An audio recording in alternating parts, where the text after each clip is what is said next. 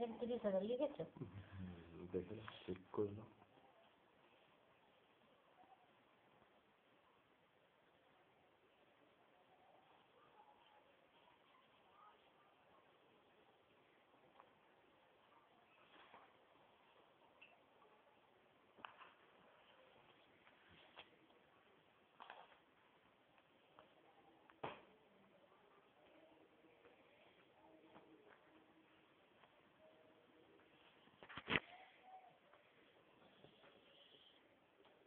আজকে কত তারিখ যেন? 22/1/2013, তাই না?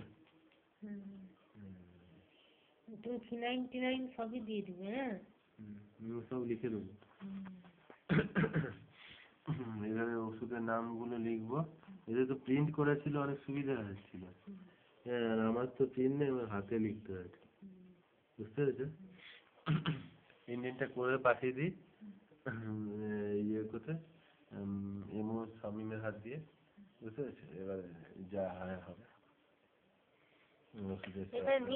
আবার 1000 করেছে মানে ওটা মানে এবারে যে অ্যানুয়াল কনজাম্পশন বছরে কতটা খরচ হয়েছে একদমই ছিল না সবাই, তাই নীল।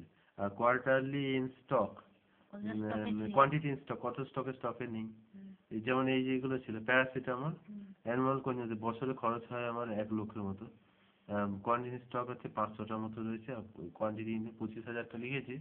হ্যাঁ, এটা কোয়ার্টারলি ইন্ডিয়ান ফর্ম, মানে 4 বার ইয়ারলি হচ্ছে, বছরে 4 বার, 4 দিয়ে 12 মাসকে ভাগ করলে 4 3 বার, মানে 3 মাস অন্তর অন্তর হয়। হ্যাঁ, বুঝতে পেরেছো? তাহলে 3 মাস অন্তর অন্তর 25 3-এ, তাহলে 3 মাস অন্তর 75,000 হয়। 75,000। কিন্তু সব ওষুধ তো ইন্ডিয়ান তো আর 3 মাস অন্তর হচ্ছে না, দেখা যাচ্ছে সেই পরে পরে সেই রতুয়া থেকে আমাকে অফিস থেকে এমনি ইন্ডেন্ট করে, লোকাল ইন্ডেন্ট করে, রতুয়া অফিসে ইন্ডেন্ট করে লিখে হাতে লেখায় সেইভাবে পাঠাতে হচ্ছে। তখন আর এটা মানে কোথায় যেন এটা ইয়ে থেকে ডিআরএস থেকে আর হচ্ছে না। বুঝতে পেরেছে? তখন লোকাল রতুয়া থেকে আনতে হচ্ছে, এটা মালদা থেকে আসবে বা কলকাতা থেকে।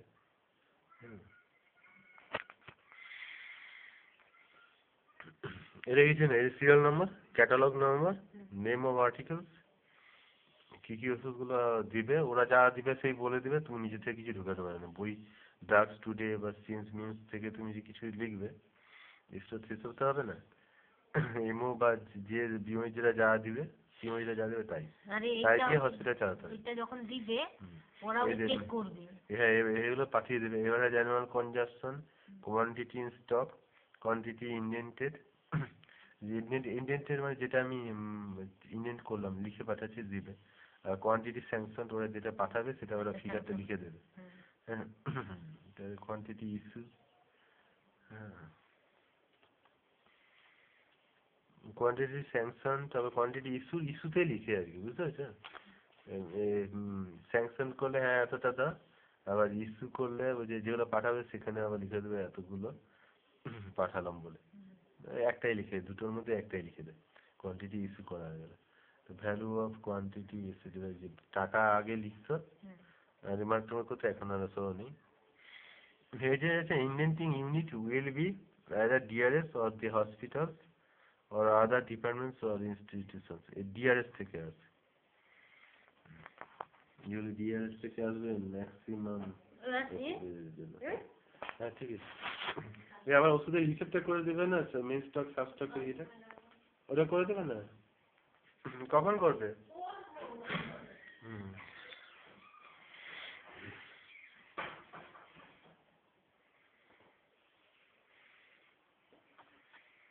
এখন এত লিখতে হবে, বোর হয়ে যাবে, বোর। আর টিভি দেখা হবে না, কিচ্ছু হবে না, এত লিখতে হবে। কর্মসূচ লিখেছে এরা।